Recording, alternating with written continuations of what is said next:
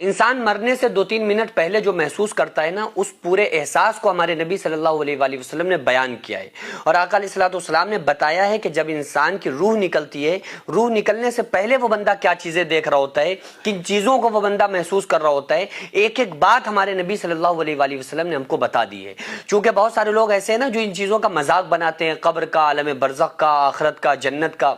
اور وہ یہ کہتے ہیں کہ بھائی کوئی مرنے کے بعد کیا کوئی آیا ہے واپس، کس نے آ کر خبر دی ہے کہ مرنے کے بعد کیا ہوتا ہے؟ بھائی ہمیں مرنے کے بعد کوئی آ کے خبر دے دیتا نا، رب کعبہ کی قسم اس سے کروڑوں گنا زیادہ ہمیں یقین ہے ہمارے نبی صلی اللہ علیہ وآلہ وسلم کی بات پر، کہ ہمارے نبی صلی اللہ علیہ وآلہ وسلم نے جو بتایا وہ برحق ہے۔ ہم تو اپنی آنکھوں کا دیکھا نہیں مانتے،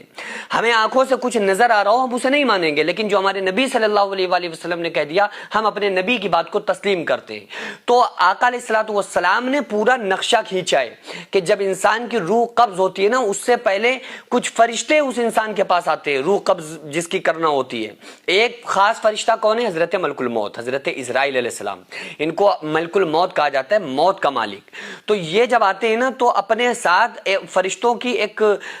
جماعت کو لے کر کے آتے ہیں، اور دو طرح کی ان کی شکلیں ہوتی ہیں۔ جب اچھے کسی انسان کے پاس جاتے ہیں، کسی نیک بندے کی روح کو قبض کرنا ہوتا ہے تو بڑی خوبصورت اور اچھی شکل و صورت میں جاتے ہیں، گناہگار کی روح کو قبض کرنا ہوتا ہے تو بڑی ڈراؤنی شکل میں جاتے ہیں۔ تو بہرحال اچھے یا برے بندے کے پاس اگر اچھا بندہ ہوتا ہے تو اچھی شکلوں میں، برا بندہ ہوتا ہے، گناہگار ہوتا ہے، فاسق فاجر ہوتا ہے تو بڑی ڈراؤنی شکلوں میں اس کے پاس جاتے ہیں۔ اور فرشتوں کو جیسے ہی وہ مرنے والا انسان دیکھتا ہے نا تو وہ بس یہ چاہتا ہے کہ کسی طرح سے یہ جو لمحہ ہم پر بیت رہا ہے یہ لمحہ نہ بیتے ہی، اس سے ہماری جان چھوٹ جائے۔ کیونکہ سب سے زیادہ جو کوئی ڈراؤنی چیز ہے، سب سے زیادہ جو ہیبت ناک اور دہشت ناک اگر کوئی چیز ہے تو وہ ہے موت کے وقت جو بندے کو محسوس ہوتا ہے، جس وقت روح نکل رہی ہوتی ہے۔ آقا علیہ الصلوۃ والسلام نے ارشاد فرمایا کہ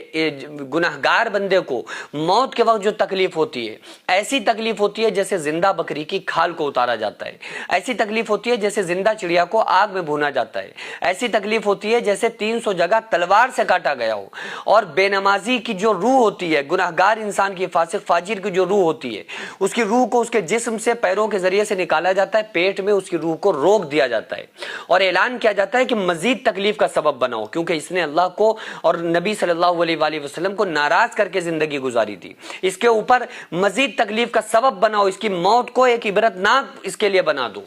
پھر اس کے بعد اس کی روح کو حلق کے اندر روکا جاتا ہے، سینے کے اندر روک دیا جاتا ہے۔ آقا علیہ السلام نے ارشاد فرمایا سینے میں پیس ڈالنے والی چکی چل رہی ہوتی ہے،